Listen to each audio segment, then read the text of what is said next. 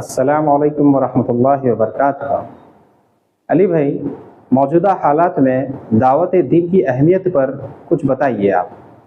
وعلیکم السلام ورحمۃ اللہ وبرکاتہ۔ دیکھیے، اس دنیا میں اس وقت تقریباً 750 کروڑ کی آبادی ہے۔ اس میں صرف 200 کروڑ مسلمان ہیں، باقی سب غیر مسلمس ہیں۔ ان میں بڑے بڑے پڑھے لکھے لوگ ہیں، ڈاکٹرس ہیں، انجینئرس ہیں، سائنٹسٹ ہیں، مگر ان کو نہیں معلوم کہ ان کا خالق کون ہے، ان کا مالک کون ہے، یہ نہیں جانتے۔ اللہ سبحانہ و تعالیٰ نبوت کے سلسلے کو ختم کر دیا، اب تو کوئی نبی آنے والے نہیں ہے۔ اب سوال یہ ہے کہ ان کو اس خالق و مالک کے بارے میں، اس پالن ہار کے بارے میں کون بتائیں گے؟ یہ کس کی ذمہ داری ہے؟ اس کا جواب خود اللہ سبحانہ و تعالیٰ قرآن میں دیا ہے۔ سورہ آل عمران سورہ نمبر 3 آیت نمبر 110 میں کنتم خیر امۃ اخرجت للناس۔ اس آیت میں اللہ سبحانہ و تعالیٰ امت مسلمہ کو خیر امت کہا، بہترین امت کہا۔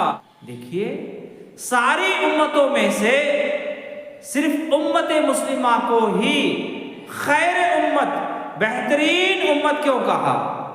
بلا وجہ نہیں، بے سبب نہیں۔ سبحانہ و تعالیٰ اس کا ایک سبب بتلایا ہے، وہ کیا ہے؟ تأمرون بالمعروف وتنہون عن المنکر، تم لوگوں کو بھلائی کا حکم دیتے ہو اور برائی سے روکتے ہو۔ اسی کام کی وجہ سے اللہ سبحانہ و تعالیٰ نے اس امت مسلمہ کو خیر امت کہا، بہترین امت کہا۔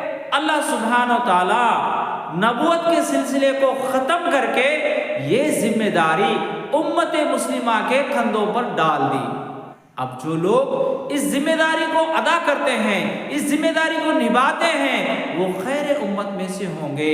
اب جو لوگ اس ذمہ داری کو اپنے پیٹھ پیچھے ڈال دیتے ہیں، اس ذمہ داری کو نہیں نبھاتے، بتاؤ ایسے لوگ خیر امت میں سے کیسے ہوں گے؟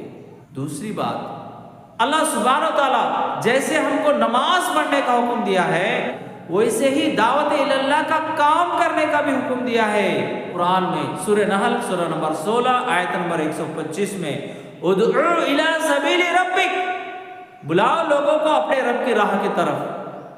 اللہ سبحانہ تعالیٰ کا اس میں حکم ہے۔ اب اس حکم پر ہم عمل کریں گے تو ثواب ہے، نیکی ہے، اگر چھوڑیں گے تو گنہگار ہوں گے۔ دیکھیے، قرآن پر جتنا حق ہمارا ہے اتنا ہی حق ہمارے غیر مسلم بھائیوں کا بھی ہے۔ یہ قرآن ہدی للناس ہے، انسانوں کی ہدایت کے لیے بھیجی گئی ہے۔ اب اس قرآن کے تعلیمات کو لوگوں سے چھپائیں گے تو پھر اس کا انجام کیا ہوتا ہے؟ سورہ بقرہ سورہ نمبر 2 آیت نمبر 159 میں اللہ سبحانہ تعالیٰ فرماتا ہے ان الذين يكتمون ما انزلنا من البينات والهدى من بعد ما بيناه للناس في الكتاب اولئك يلعنهم الله ويلعنهم اللاعنون۔ ہم نے ہماری کتاب میں، قرآن میں انسانوں کے لیے جو دلیلیں، جو ہدایتیں نازل فرمائی ہیں، اب جو لوگ اسے لوگوں سے چھپاتے ہیں، یعنی لوگوں کو نہیں بتاتے، ایسے لوگوں پر یلعنہم اللہ، اللہ کی لعنت ہوتی ہے، ویلعنہم اللاعنون، اور تمام لعنت کرنے والوں کی لعنت ہوتی ہے۔